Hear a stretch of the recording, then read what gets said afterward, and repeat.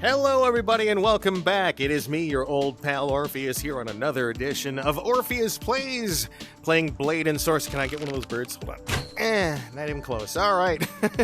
So we're playing another edition of Blade and Sorcery, and we're having a little fun here. I'm just doing some archery practice. Hot. Yep. Bullseye. And yeah, I'm just brushing up on my skills. I don't use my bow a lot in this game, and it's because I have a lot of trouble getting my hands to do what my brain wants to do sometimes. It's the whole brain trauma thing. Plus, it's hard to figure out how to aim with this. Anyway, as I mindlessly shoot things here, I hope you are having a good day wherever you are right now. You're taking a little moment to sit back and relax and hang out with your old pal Orpheus. We'll do a little bit of murderous fun. We got an interesting game mode today that I'm going to set up. It is sort of a, I don't know, like a survival kind of thing. So I'm doing Knights Melee only in a one-on-one thing, and they call it a casual brawl with a knight. Like, you know, I'm gonna sip some tea and, hey bro, how you doing, man? Come on out. So the challenge here is gonna be, he's gonna spawn, or they're gonna spawn somewhere randomly in this place, and we'll have to find each other, and then have an epic duel to the death. So I'm gonna use my claymore for a little bit of this for now. And we'll get things going. We'll start things off. A little bit of... Oh, okay. Mr. Clumsy Man today. Ooh. Because I'm going to pretend that I'm Arnold once in a while, even though Arnold never used a claymore, did he? Did he? No. It was kind of a claymore, the one in Conan the Barbarian. Anyway, let's kick things off traditional. First, slow-mo kill of the day. Let her feel like she's doing something useful, and then dink that away. And then put her down like that. Is she gone? She's not. She's looking at me like, what are you gonna do, man? This. Ha. Boom, we're done. Okay. I don't know. I like this map. I really do. This is the canyon, by the way, in case you didn't realize. I really like this map. It's cool. It's got a lot of things you can do all over the place. Like, you can just use your gravity and just fly all over the place in this map. It's got some cool things to do with the ropes and everything, and it's very outdoorsy. And I always loved, like, the whole outdoors thing, right? Oop. Found your way to me for another horrible, horrible murder. You have no idea what you're in for, lady. So, like, I've always been an outdoorsy kind of person. Lots of motorcycle riding when I was younger. A lot of going out and hiking. Used to go out and do a lot of target practice and range shooting. Oh no, my claymore, you bastard!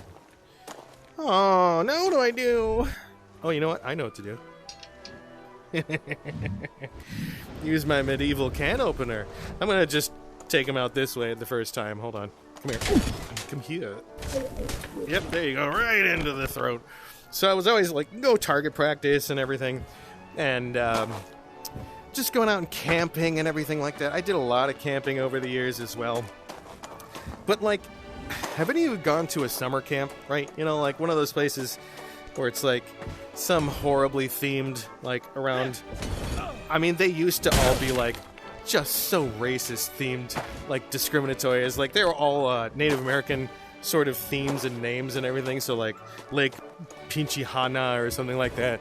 They were always so condescending to that stuff. You know, like, oh, I'm going to be staying in my teepee and everything. Look, if you want to have something that's themed, cool. But don't make it like a stereotype theme park. That's usually what you want to avoid. But have you gone to any summer camps? I went to a couple over the years. One of them was an outdoor, like, adventure camp in Colorado. And it was... for all these different age groups. This is everything from like 8 years old all the way up to, you know, college age. And they had like college kids as the counselors, and you did things like you learned math and science and astronomy and crafting and all this stuff. And we'd once a week we'd go up, we'd hike up a local mountain. All of us, got him, boom, headshot. We'd go up to we'd hike up to the top of a local mountain, and we would all, it was called a missive, Sunday morning or Sunday afternoon missive. It wasn't religious, right? I think a missive is like a a religious sort of service, but they didn't do it that way. They did it like we all just kind of sat there and we sang some really cool songs together. Nothing, again, it was nothing that was religious. It was just spiritual, and you sit there and you watch the sun kind of go across the sky and the clouds going everywhere, and you're sitting on the top of a little mountain just watching everything. And like it was probably one of the more formative times in my life. And it's amazing because this camp I went 3 decades ago. No, like 3.5 decades ago. And they have this thing where they send every person that's ever been to the camp, they send you a card. Whoop. Wow. They send you a card on your birthday.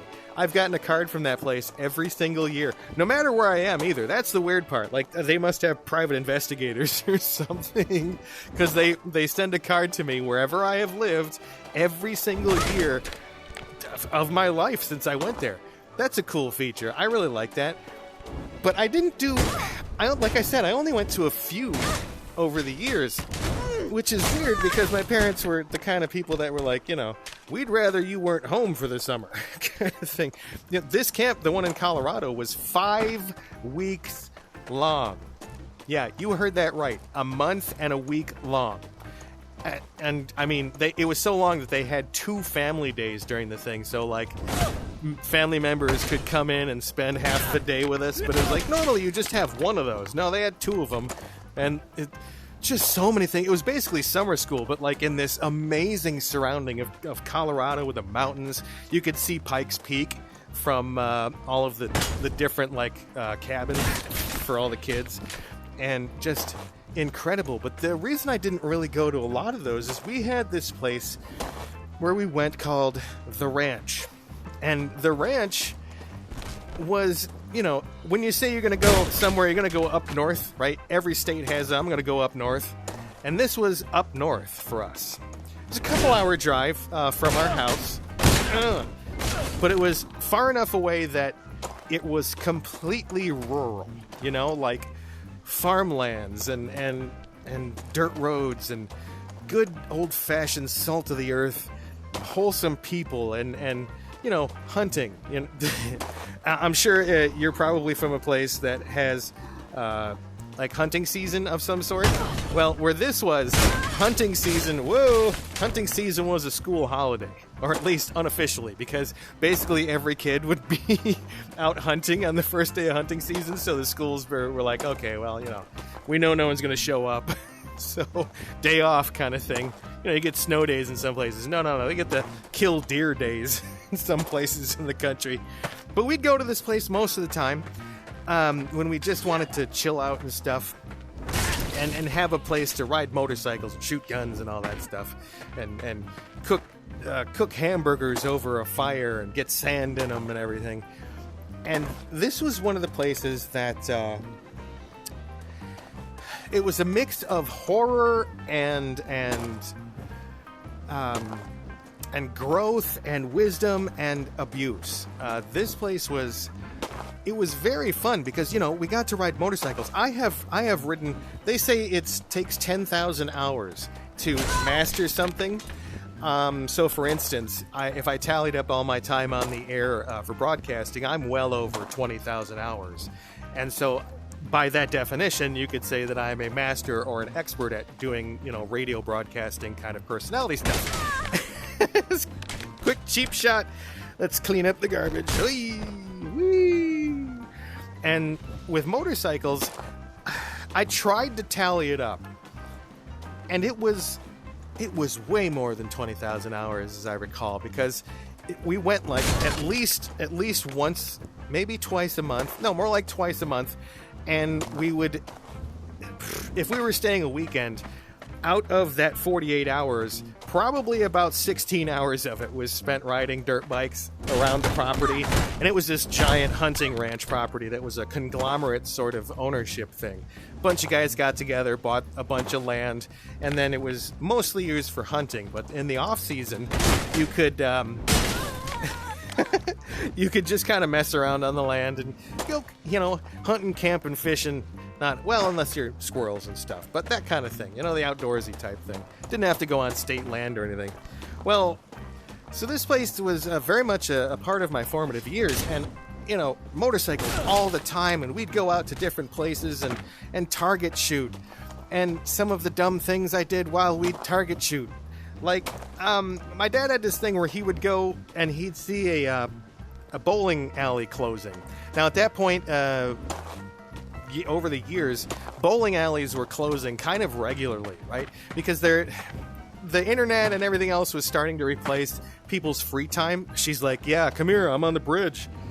But it was starting to replace people's free time. And so a bunch of bowling alleys, because it used to be like bowling alleys and skating rinks and arcades all over the place. And then all that stuff started to get replaced by things you could do at home. And so they would start closing down. Well, my dad had this affinity for finding basically garbage that was being sold. Like, we'd see a restaurant closing down, and he would go in and buy, 100 chairs from the restaurant. And then we'd show up with a dump truck a day later and tie them all onto the thing and drive up north. And then we'd put them at the hunting ranch or something, use them in, like, deer blinds and everything. But so one of the things that my dad would buy would be bowling pins. He would buy bowling pins because, well, they had a lot of uses. You could use them as firewood if you really needed to. You'd strip off the plastic, and those things are made of a really tough, I think, hickory. And we did it for a few of them. We used them in a bonfire. They burn legit, like, 5 hours. Like, one bowling pin will just sit there and, like, smolder and burn for like 5 hours. It's so dense. But, we had, God, at our family business, we had like 15, 20 cases of these things just from all these different bowling alleys. So we started taking them. Ooh, you have been disarmed. Goodbye. It's very nice to meet you. And so we'd have all these bowling pins, and it got to the point where it was just silly. So we'd start taking them up to the ranch. We discovered they make amazing targets. Like, you shoot these things, and like you get them in the right place, and the bulbous part will go flying off. They take a lot of hits because of that the plastic coating on them. I mean, it's designed to get hit by bowling balls for decades at a time, right? So it's going to hold up to other stuff like that. But there's also this little hole that's in the bottom. Now, I'm going to preface this by saying none of this do not attempt any of this at home. I could have died, and you can die too if you do this. So don't do anything. But there's this little hole right on the bottom. Oh, all right, we're picking that up now. There's a little hole that's right on the bottom of a bowling pin. And it is coincidentally... Get up, bro.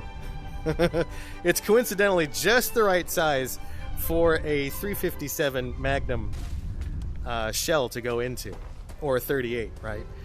And God, this is so dumb. This is so dumb. So I'd put one in the bottom. I'd put a 357 shell in the bottom in this hole, and then I'd put it. Don't worry, I'd put it way down range. And I would sit there with like a 22 plinker or something, and I would try to shoot. I'd try to shoot the bottom of that shell to set it off, because what would happen is you have you heard of tannerite? It's those little targets you hit with like a 22 round at least, and they just go boom, right? Shake the hills and stuff. It's really popular for like target shooters outdoors. And so that's, it would just blow up whatever you have it on. Well, these things, you hit it right, and the top of it, you just see this spray of splinters come out of the top of it. It looks really epic, right? So you do it a couple times, you start building this confidence as a complete idiot. And one time, I went and I shot it, and I hear this thing go right past my ear. And I mean, I could feel the wind of it going right past me. It was the shell. It was the casing. That when the bullet went that way, the slug went that way, the casing went this way, right past my head. And yes, it could have killed me. I do not endorse anything like this. Boy, it was impulsivity. I bad decision-making skills because of several different reasons that you've probably seen in a lot of my videos. I did dumb stuff that was like, at the moment, yeah, right? And then later on, you're like, I could seriously have died. More mishaps with weapons, though. There was a certain place we used to go to shoot all of our guns, and it was like kind of like a target range. There was no one around. It was like there was hills and stuff behind it, so that the bullets wouldn't go anywhere they weren't supposed to. Ooh, man, crushed. And there was a big tree. It's about like that big around, and like that means nothing to you watching it. It was like 2 feet around, like 2 foot diameter on this thing, or circumference. Yeah, 2 foot circumference across. You know what I'm saying? You could go up and like hug it, right? And so we would always have the targets on that tree, and we had the equivalent of tannerite targets back then. There were these little tiny like 2-inch square foam things with a bright orange dot on them, and you shoot this thing and it goes boom, right? Well, we started sticking those to the tree and setting those off, and this was like, it had to have been over like 5 years or something. Dude, this is not working for me right now. Hi. Wait, let's throw it at you. Oh, that was useful. he's confused. So it took, I'm thinking 5 years. The same tree. We would just come back to the same place all the time. Dude. Think you're clever, don't you? You think I'm gonna do that, huh? Mm-hmm. And same tree, years and years. Keep shooting this thing, kept putting targets on it, kept putting those little exploding things. Well, this one weekend, I had one of my friends up, and we were jerking around. Okay, that sounds really bad. Strike that. we do what you want to do, folks. We were just messing around. We had the target practice thing going, and my friend's sitting there, and we got a rifle, and he's just kind of plinking at this tree, hitting a target.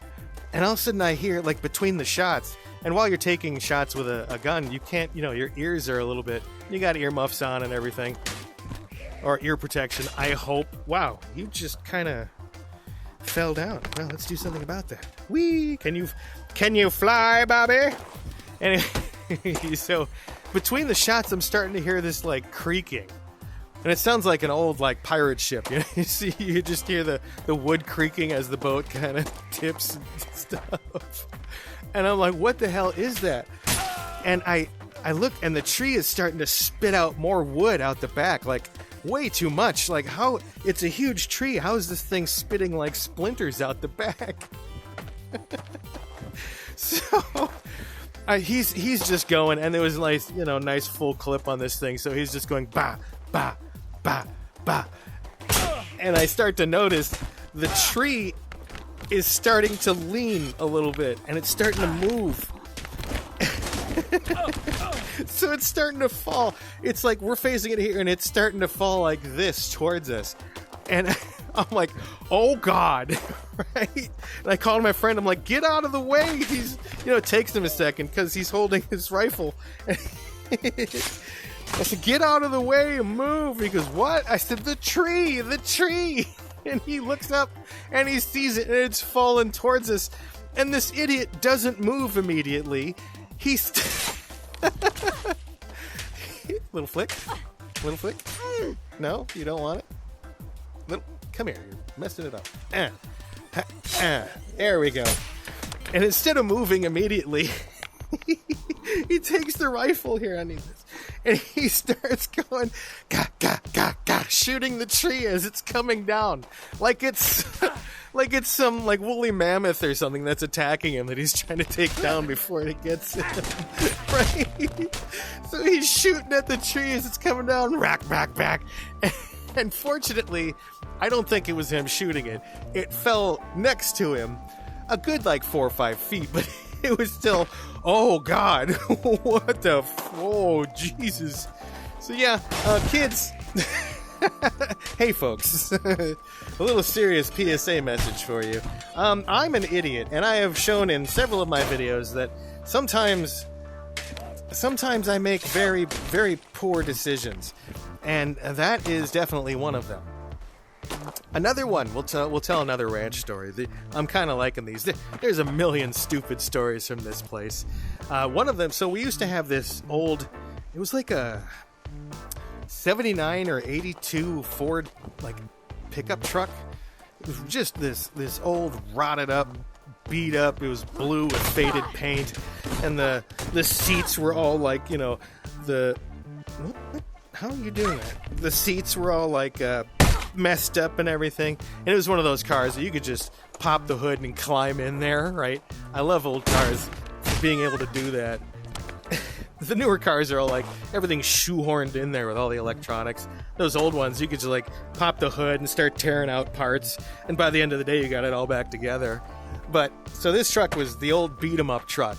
It had the four-wheel drive and everything, and the huge tires, but they were the ones you had to like get out and lock the hubs yourself. It was, hey folks, back in the day, you didn't have a button that you could hit for four-wheel drive. You had to go outside, and on the wheel hub, you had to grab this thing and twist it. Like, you know, like on Star Trek when they have to reset some computer system, and they always have to pull something out and then twist it and put it back. That's kind of how this was. But, so, this one time, I really like to tool around in that thing, because I got to drive it starting at like age 12 or 13, because it's private land. There's not a lot you can do except for hit a tree. Okay, so the ranch house would be like, you know, here.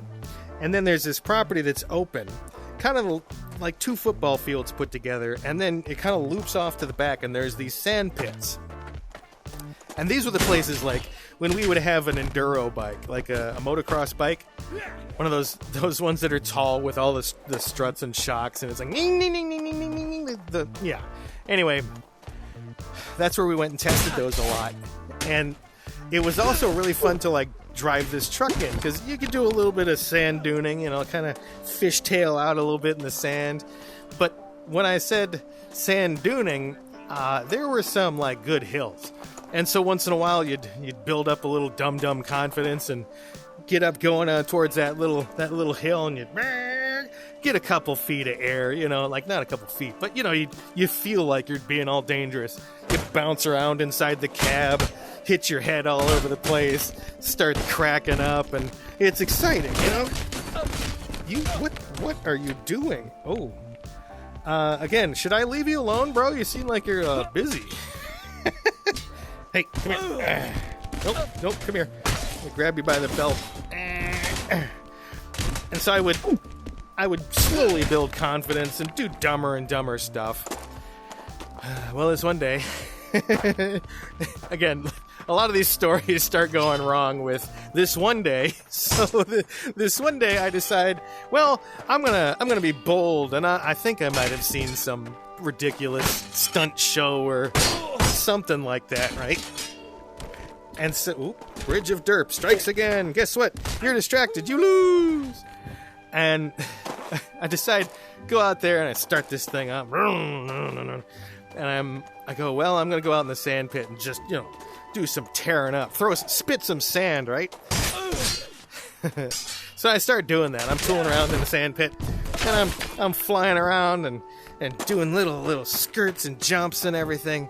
And then I'm like, you know what? I'm feeling great. I am going to just do the most epic stunt ever. I mean, come on. It's not like I had helicopters and flaming barrels of oil or anything, but I was like, I can do something fun.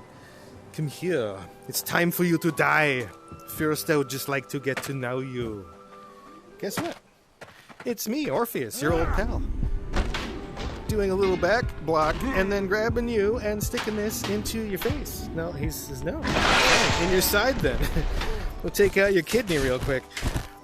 So I jam on the gas, and there's that little hill I was talking about. And normally I would hit that thing at like, 15, 20 miles an hour tops. And that gives you a little right into the sand pit. And it's safe because it's all soft and everything. Well, this time, I don't know how fast I was going, but it had to be at least twice that, because I hit this little hill. And again, it was like that when I talk about the flow, right? I think I talk about it in my car wreck one. When a car wreck happens, or when you're in professional sports, oh, are you going to fall off? Let me help. Come here. Or in professional sports, you get to this point where you get something that just everything slows down, right? So you see everything in slow. It's just like this, like everything is really slowed down, and you see every single millisecond of what's going on. Well, the little slideshow of stupid moments that started playing when I was driving this thing, I get over that little hill, and I didn't really hit it right, because, you know, I'm not a stunt driver, so that's not something that happens. And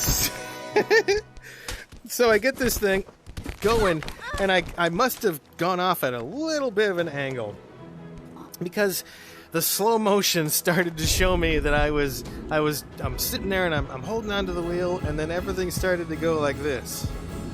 And then everything started to go like this. And then everything started to go... I'm sorry, folks, I'm probably making you sick. But the point is, the entire truck flipped midair. And so everything just kind of stops for a second, and, you know, that stillness right after a car wreck again, you're just like, holy crap, what did I just do? And I'm like in the cab of this thing, up against the roof on the inside that just like crumpled up against the roof. I was fine. Like, it was soft sand, so it was no big deal. But this thing is like on its roof. The things are ticking and hissing. And I'm going, oh God, I just screwed up our truck for the ranch. But no, I got out, and I had one of my friends that was there grab a four-wheeler. We grabbed it by one side of the truck and just pulled that thing over in the sand pit, flipped it back over, and I opened the hood. The only thing that's wrong with it, quite literally, the only thing that's wrong with it is the battery had come out of its little housing and detached from the two wires, the positive and negative. And I said, oh, please, let me be lucky here. And I hooked that thing back up and just turned the key and vroom, started right back up. There was a little dent on the roof, but again, this was the beater truck for this place, so no one's going to notice a couple extra dents and scratches and stuff. Yeah, my dad never caught on. I just drove it back all casual, like, just parked it, and that was it. And then we'll wrap this up with kind of an exciting story. So on this property, there was a little cabin that they had built years ago, because this was a hunting ranch since the 1930s that had been going on, and so they built a little warming cabin out in the woods for the hunters to come in and have a little bit of lunch midday between when you go out hunting in the morning and when you go out hunting right before sunset. And so they'd hang out in this place and everything. And it had a nice cast iron wood stove in there. Then you keep things like toilet paper and matches and stuff in there. Go in and just, relax and warm up. And we'd have lunches there and cook some burgers and everything on that wooden stove, on that iron stove.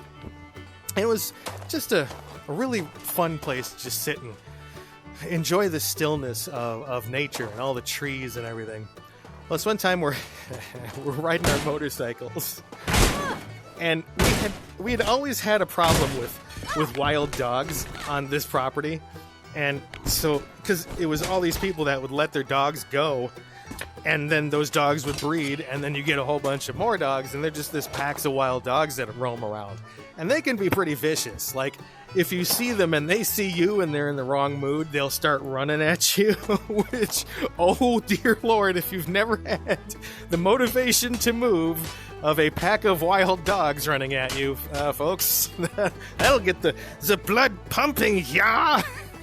So, this one day, we come around a corner, and there's this pack of wild dogs just like in the middle of the road, and we all stop and we're looking and go, uh-oh.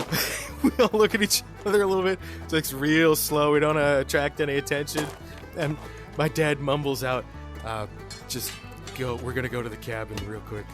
It was only like a quarter mile away from where we were. So we go in 3, 2, 1. We all jam on the gas and start going, and these dogs are running behind us. You keep looking back, and they're like full on like that galloping run that dogs do. There had to be like 8 to 10 dogs, just like enough that it was completely just terrifying, because we look back, it's just dogs just right, and they're barking and stuff. Holy crap. So we see the cabin, and it's like we got a little bit of lead time. We're a good like 5-10 seconds in front of these dogs. And we get to the cabin, and we go and we dump our bikes, put the kickstands down real quick, and go running into the cabin. Slam the door shut behind us. Now, there was no real lock on the inside. There was a lock on the outside that someone always... It was like a padlock hasp, like the hinge thing. You'd put a padlock on it. But we would just put a stick in it to keep it there. Because, I mean, there was nothing to steal in the place. What are they going to do? Steal the building from the inside? It's not a car, so you don't... They're gonna steal... This roll of toilet paper is mine! No. So we closed the door. It did have a door handle on it, and we shut that thing and make sure it's nice and latched. And then the dogs arrive, and they're just howling and scraping on the door. They're scratching on it. They're jumping up at the windows, because some of us were looking outside and they saw us, and they start jumping up at the windows and right. It took about 2 hours for them to decide that they could probably get an easier meal somewhere else than these 4 people with motorcycles. We didn't have any guns with us that day. It kind of sucked, because we would have been able to at least defend ourselves. But yeah, that was a story that I actually wrote a little short story about in school a couple years later after that happened, and I called it The Hounds of the Ranch. Although the name of it is another word that would have gone well with the Hounds of, but that's the name of the place. I'm not going to give it away. Because, again, those details. Even though I was doxxed, right, and people did a few people took it upon themselves to make my morning very miserable and scary when that happened. But I've decided to just kind of embrace it. If you decide to go look up who I am, cool. Hey, how you doing? That's me. But that's, I'm Orpheus here, and that's why you're here watching. So if you want, I mean, come on. But internet information is there. But again, I'm trying to keep it at least vague enough that people don't start harassing my family and friends and everything like that. Yeah, don't be a dick. I guess that's the message to don't be a dick, Try to be a nice guy. Don't do anything stupid. But yeah, that's my little collection of stories from the ranch. And trust me, that's only... And we end things with the drama queen of the day. Goodbye, sir. Your work here is done.